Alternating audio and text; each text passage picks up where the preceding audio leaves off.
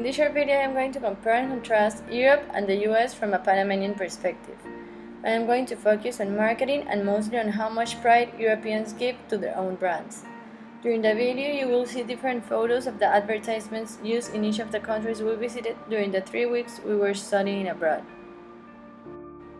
Europe is very different from the US.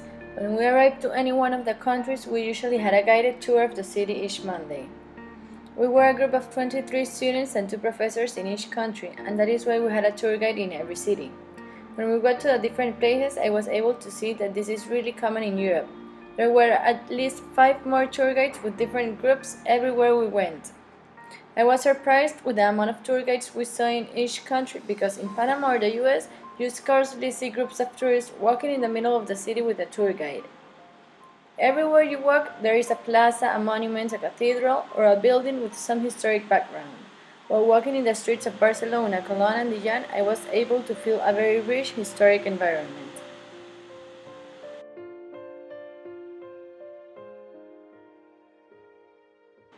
Europe still has a class of noble people, and many countries will mention the title in official documents. About 1% of family names still have a noble particle, and it doesn't have a meaning for some people. Europe also has hundreds of thousands of castles, reminding people on a daily basis of the time where nobility once ruled over everything.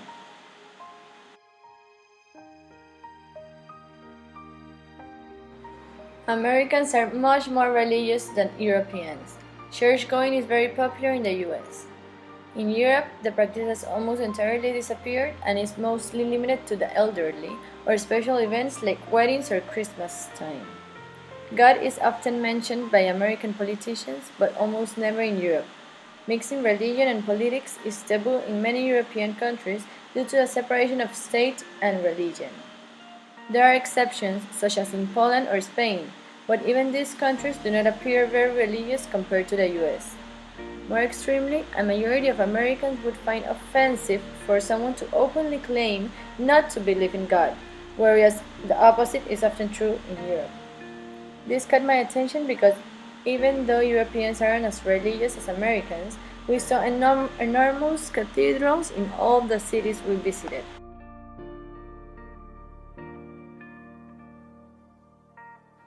Lifestyle changes from country to country. Even though I am from Panama, I have kind of the same lifestyle as Americans. Panama and the US are very similar. From an American and Panamanian perspective, I can say that Europeans have a very laid-back life. This was clear in Barcelona, Cologne, and Dijon. Businesses and stores closed on Sundays and people started working late in the morning. In Spain, most of the people take a siesta in the middle of the afternoon just to relax and have a break from the day. In France, it is prohibited by law that stores open on Sundays, and most of the stores were also closed until Monday morning.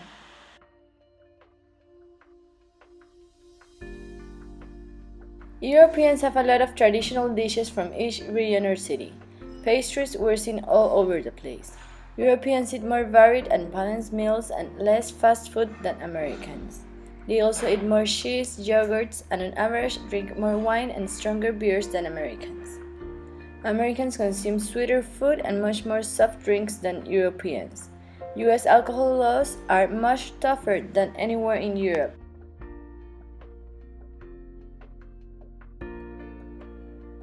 It is interesting how the popularity of sports can be so different between Europe and North America. The most popular sports in all Europe is football, followed by tennis, cycling, and Formula One. In the United States, soccer and Formula One are far away in the popularity ranking. It is baseball, basketball, ice hockey, and mostly American football that attract the crowds and make the most money. And as much as European sports lack popularity in the US, the opposite is also true. When we were in Cologne, we had the opportunity to visit the Nürburgring racetrack. I was amazed with the size of this track. I had seen Formula One in the TV before, but had never been to one. It is totally different to what we have in Panama or even in the United States.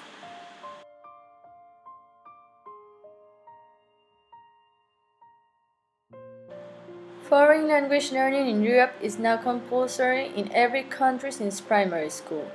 Most Europeans learn from 2 to 4 foreign languages for obvious reasons, because they have a lot of tourists and they need to communicate with them.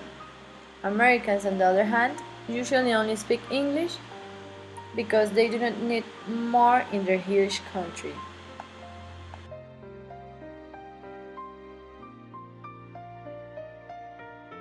Pride is huge among Europeans. National brands in the automotive industry were resembled in the cars people had, especially in the taxi brands.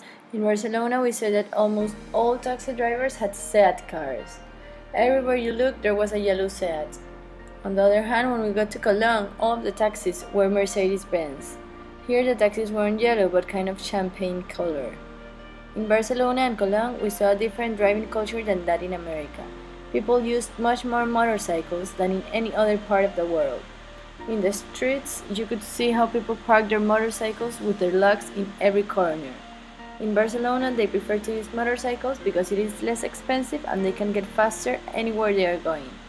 I was really amazed by the amount of motorcycles in the streets.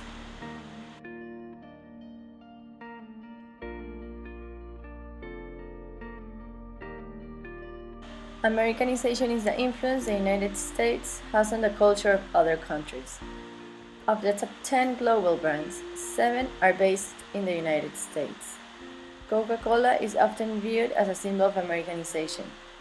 Fast food is also often viewed as a symbol of US marketing dominance, and companies such as Starbucks, McDonald's, Burger King, and Pizza Hut have a lot of outlets around the world. In Europe, I could see that they have the same brands we see in the United States, and not only they had the fast food chains, but they also have the same hotels and luxury stores we have in the US.